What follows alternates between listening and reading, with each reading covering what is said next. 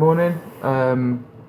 Not long back I posted something on Facebook about probably doing like a 24-hour video just to sort of show a bit of awareness about what goes on in terms of sick children and the things we don't see day to day within these hospitals. It's quite crazy, some of the conversations we've had with the nurses recently.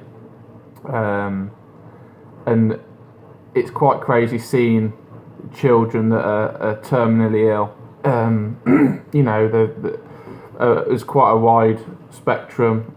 We've all heard of cancer, but there's other children there with genetic diseases that you couldn't even probably imagine creating such a nasty thing and wishing it on your worst enemy, to be honest with you. But I just wanted to sort of post a small video of the meds that we have to give Isla in the morning and show you a bit of our routine. Like I say, it's not to show off, it's not to, look for sympathy, it's just to show you and make people aware of what other families go through with sick and terminally ill children. So yeah, I just thought I'd show you a bit about that and what the medicines are for and what they do, basically. So we'll get started.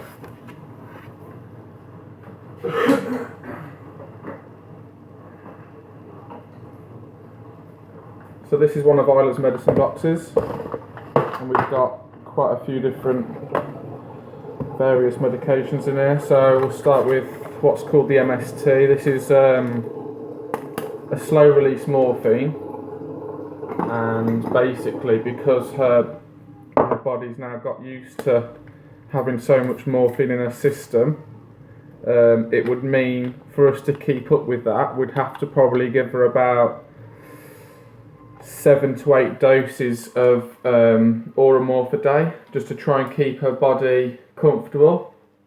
So basically what this MST is it's a slow release morphine, so she has the same amount, but it just obviously releases slowly throughout the day.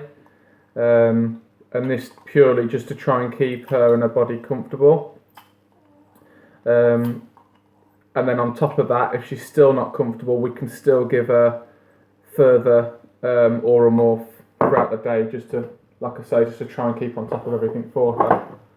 So that's medicine number 1. We've then got furosemide and amiloride, and they are diuretics. So basically, because of Isla's condition and her liver, our liver release certain proteins and vitamins to help our body absorb fluids, and it helps with the blood and various other things. Basically, because Isla's liver's got cirrhosis and it's failing,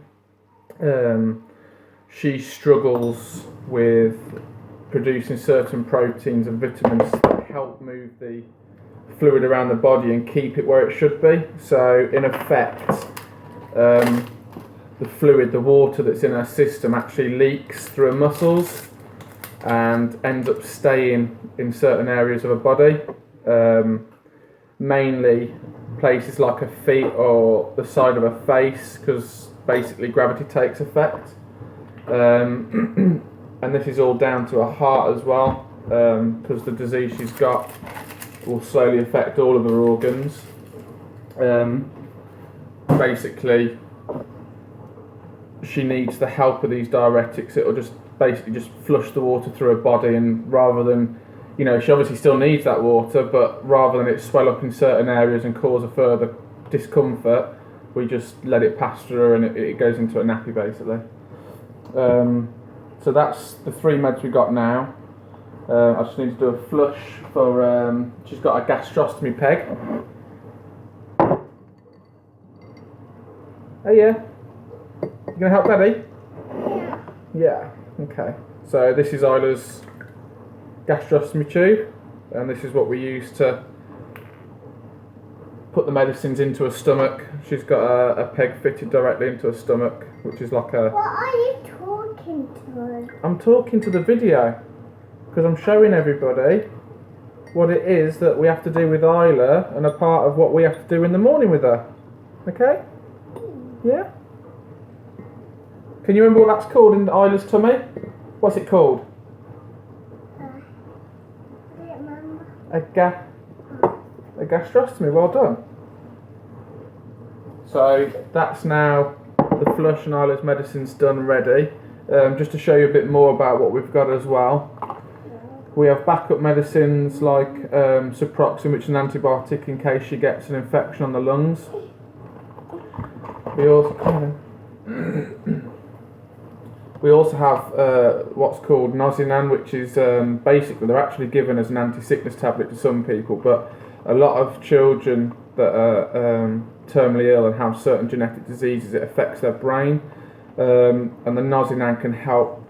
Basically, it just sort of settles their mind, so it would do the same effect in terms of stop you from feeling sick, but it also has other properties for these sort of children, where it can actually settle their mind and allow them to sleep better at night and things like that.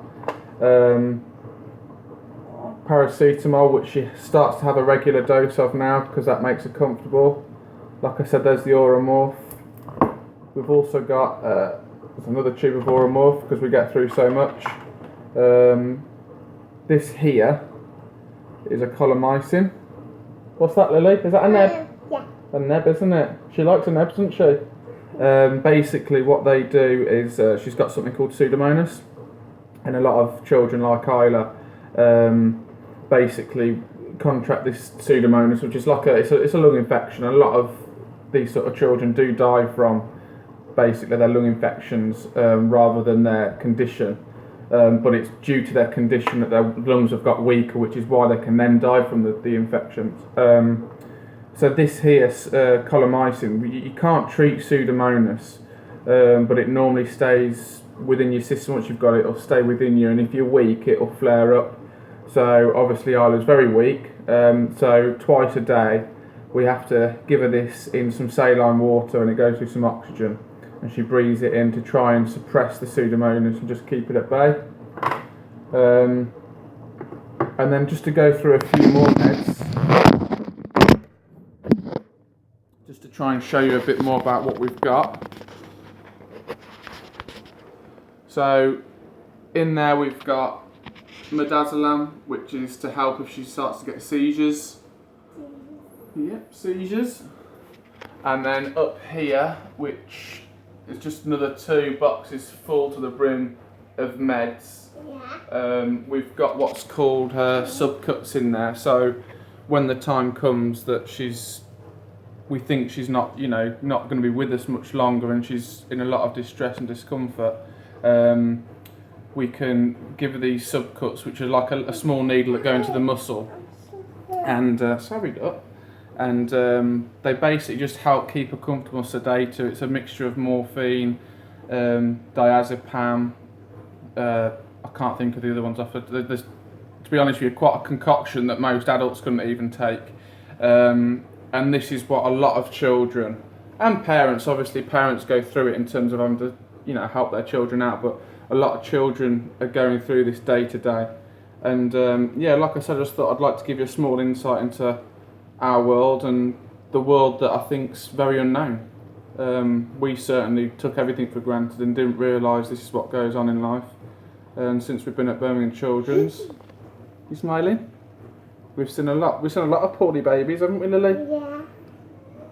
Have you had some friends that you've made? Yeah. Yeah. What was your last friend? Can you remember her name? Alia? Yeah. Is that Alia? Yeah. And then do you see lots of boys and girls in wheelchairs? Yeah. Yeah, you do, don't you? And a lot of them very poorly. Yeah, and some of them are not very poorly, but they just have to be in a wheelchair, don't they? Yes. So, sorry I've ranted on a bit. Just thought I'd give you an insight, and I'll probably do another video just to show you the physio and suction we have to do on Isla to keep her lungs clear and drained from the fluid it produces, as we all produce fluid on the lungs to try and keep them clean. She overproduces and can't get rid of it like we can, so in effect she starts to choke on her own fluids and basically causes her self-infections So day to day we have to suction that out of her, and I think I'll just post another video, you know, probably a few days later, just to show you that side of things as well. Okay, thanks very much. Bye.